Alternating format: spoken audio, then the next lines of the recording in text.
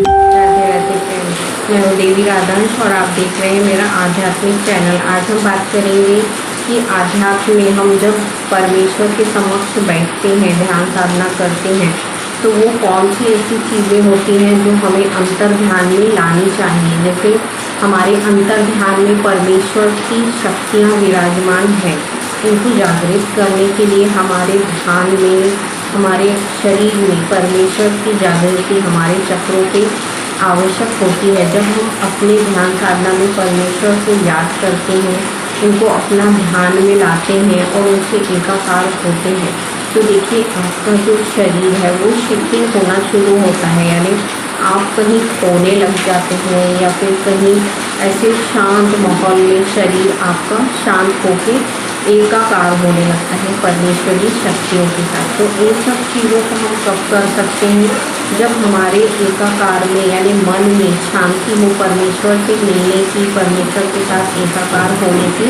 इच्छाएं होती हैं, तभी ये सब होता है। तो आज का मेरा विषय है कि जब हम परमेश्वर के एकाकार हो रहे हैं, तो ये देखिए आप यदि सोमवार के लिए शिव आराधना कर रहे हैं, परमेश्वर का उपास कर रहे हैं, यदि सोमवार बहुत से लोग उपास करते हैं, तो सोमवार के उपास में जब आप ध्यान साधना में बैठेंगे तो आपको परमेश्वर यानी शिव जी का ध्यान करते हुए अपने आज्ञा चक्र पे यहाँ पे उनको स्थापित कर लेना है। जब आप इस चक्र में उन्हें स्थापित कर लेते हैं तो इनके जो स्वरूप हैं, भैरव स्वरूप को आपको याद करना है और उनका ध्यान करते हुए उन्हें सारी इच्छाएं जो आपकी हैं, परेशानियां हैं, बाधाएं हैं, इनको उन्हें बोल देना है। जब बोलते हैं हम उनके साथ एकाकार होके, तो हमारी सभी समस्याओं के समाधान हमें मिलते हैं। परमेश्वरी शक्तियों के साथ हम जुड़ के उनकी आराधना कर रहे हैं, उनकी उपासना कर रहे हैं, उन्हें याद कर रहे हैं, तो देखिए परमेश्वरी शक्तियाँ अपना जो शक्तियाँ हैं वो आपको देना शुरू करती हैं। जब आपकी शक्तियाँ एकाकार होती हैं परमेश्वर के साथ, तो ये डबल हो जाती है, यानी इतनी ज़्यादा बढ़ जाती है कि आपका जो शरीर है ये एक पावर पकड़ता है और शरीर की सभी परेशानियों को, बाधाओं को दूर होना शुरू हो जाता है हमारे शरीर से। ये शक्तियाँ इतनी ज़्यादा हो जाती हैं कि ये अपने शरीर से हमारे शरीर की जो परेशानी, विपदाएँ हैं, इनको ही अलग करना शुरू करती हैं।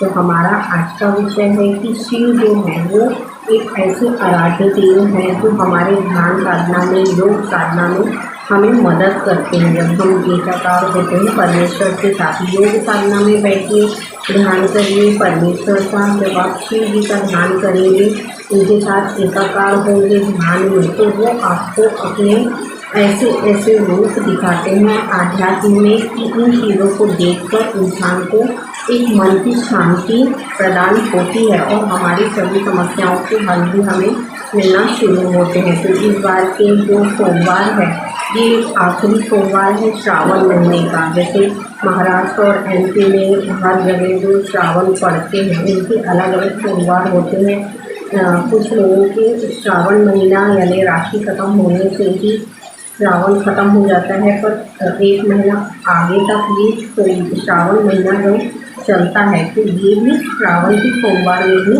गिने जाते हैं। तो ये श्रावण सोमवार जो है वो है भैरवनाथ के लिए। भैरवनाथ की जो सेवा है वो इसी सोमवार को आपको करनी है। इनके लिए क्या करना है, सिंपल तरीके से आपको बता देती हूँ कि आपको 4 अगरबत्तियाँ भैरवनाथ की लगाना है।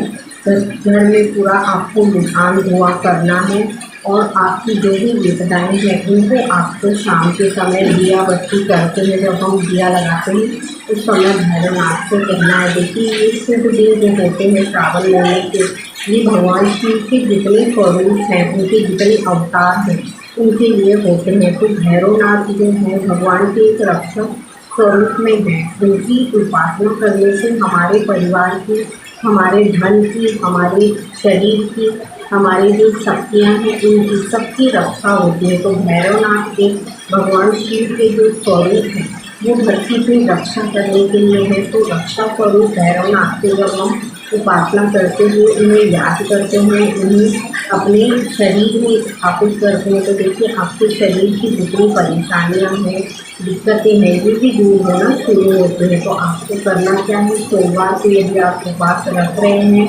नहीं भी रखते हैं तो फर्क नहीं पड़ता, आप सिर्फ उपासना करते हुए ध्यान साधना में लाइए और आराधना करते हुए उन्हें याद करिए। भैरवनाथ के जो भैरव स्वरूप है वो रक्षक के स्वरूप में हमारे धरती पे स्थापित है। जब हम उन्हें अपनी रक्षा के लिए पुकारते हैं, परेशानियों में, विपदाओं में, तो भैरवनाथ हमारे साथ खड़े होकर हमारी रक्षा करते हैं। तो इन सारी चीज़ों को आपको ध्यान में रखना है कि किस तरीके से आपको भैरवनाथ की उपासना करनी है। आपको शाम को 4 अगरबत्तियाँ लगाना है अपने मेन दरवाजे पे और भैरवनाथ की उपासना करते हुए उन्हें हमेशा आपके घर परिवार की रक्षा करने के लिए कहना है। देखिए आप ध्यान साधना में यदि हर तरफ अपने घर के आसपास ध्यान करते हुए भैरवनाथ को स्थापित कर देते हैं तो आपके घर का सुरक्षा कवच जो होता है वो तैयार हो जाता है। ये सारी चीज़ें आपको ध्यान में करना है। जब हम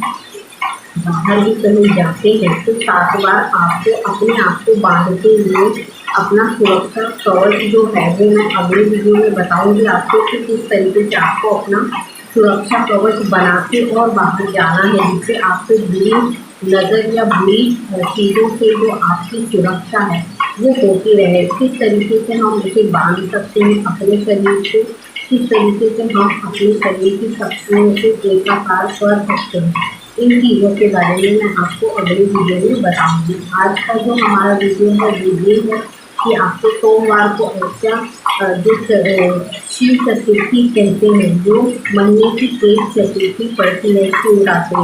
आपको मालूम होना चाहिए कि 12 महीने की 12 शिवरात्रि पड़ती है। तो ये 12 शिवरात्रियाँ जो होती हैं, वो 12 शिवरात्रि में यदि 12 जो हम कंप्लीट कर लेते हैं, यदि हम ध्यान के द्वारा और पूजा के द्वारा, तो ये हमारी 12 शिवरात्रियाँ पालती हो जाती हैं।